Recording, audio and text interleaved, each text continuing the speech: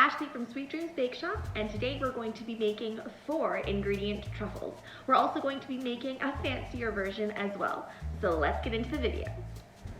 Here we are using a technique that I really don't often use because I really actually don't like it. I find that it is very unpredictable and also it just creates a giant mess. I put the whipping cream on the stove and I turned around for like 2 seconds and it bubbled all over my stove top. But the idea here is that you're taking that hot whipping cream and putting it on top of your chocolate so that it melts the chocolate. But I always find that it doesn't do it evenly.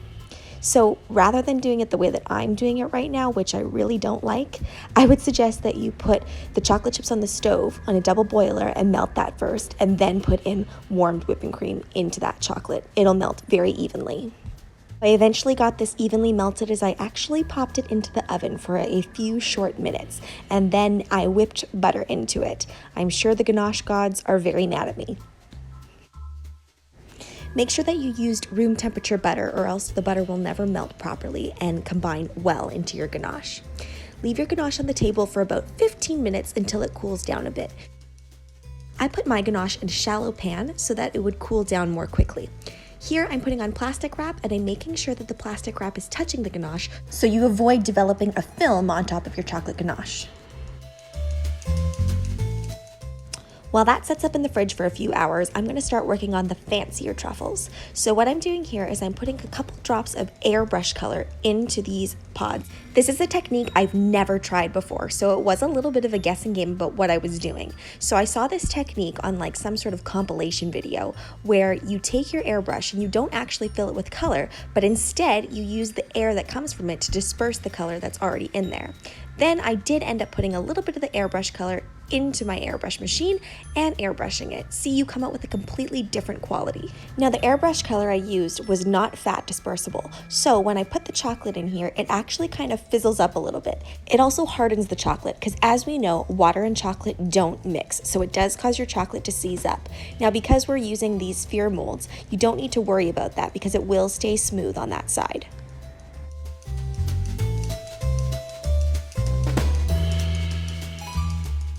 My original vision for these chocolates was that I was actually going to make a chocolate sphere, kind of like a Lindt chocolate, but these sphere molds are way bigger than those, so I decided to just leave them as halves. If I were making several trays of this, I would make sure to use a piping bag to disperse my chocolate. Using the spoon does significantly slow you down, but since I'm just making a few chocolates, I decided to spoon it out. The type of chocolate I'm using in these molds, by the way, is just candy melts that I've dyed a kind of maroonish color just to give it a little bit of fun difference. What I'm doing now is going in with a second coat of chocolate because I don't want any holes or imperfections in my half spheres. You want to make sure to pop your chocolate into the fridge or freezer between coats.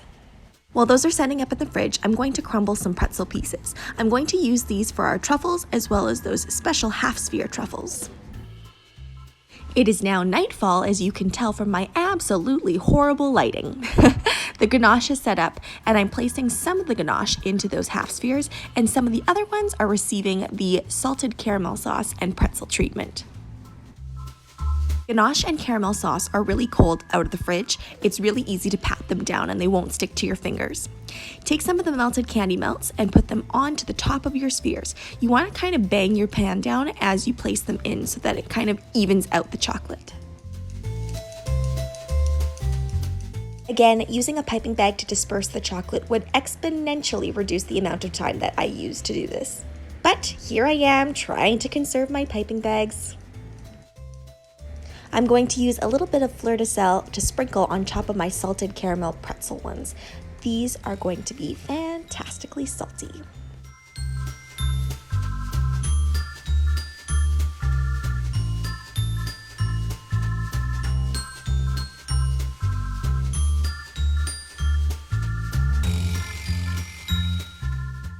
Give it one final tap and then put it back into the freezer. You can't see what I'm doing off camera, but what I am doing is I'm taking a mini ice cream scoop and scooping up a healthy dose of ganache, and then I'm quickly rolling it in my hands and then rolling it in the toppings. Your hands will get very, very messy, and it's best if your hands are as cool as possible when you're doing this. I used pretzels, sprinkles, cocoa, and Oreo for dipping. I took a bite of each of them, for testing purposes only, of course, and they were fantastic. I'm really happy with how the maroon half-sphere chocolates turned out. They kind of look like a galaxy, and I know I'm like years too late on the whole galaxy trend, but it still looks pretty to me. The more traditional truffles only needed a few minutes to set back up in the fridge. I love making Easter baskets for my kids, but I think my husband also deserves a little treat too. Shouldn't the adults get treats from the Easter Bunny? I think so. So, I am setting this up as an adult little treat box, and it looks fantastically cute. So many different truffles, and I think it's a little bit of an upgrade from those grocery store chocolates. Those generic ones, you know, the ones in the little foil wrapper. I mean, there's definitely a place for them, but I think I prefer these. I'm also making another little box idea here. I don't actually have anyone to give this to since I can't see any of my friends and family, but I thought, why not? So here it looks really pretty without the Easter grass, nice and modern and fresh looking, and so pretty. This would be so beautiful as well if you had a little Easter egg mold or a bunny mold. I would love to see your version of your chocolates. If you try this out, let me know which chocolate truffle was your favorite. My personal favorite was actually the salted caramel one. Don't forget to like, share, and subscribe if you want to be part of the Sweetie Fam. Hit that notification bell so you know when I upload next, which right now is happening daily at 6 o'clock p.m. Pacific Standard Time.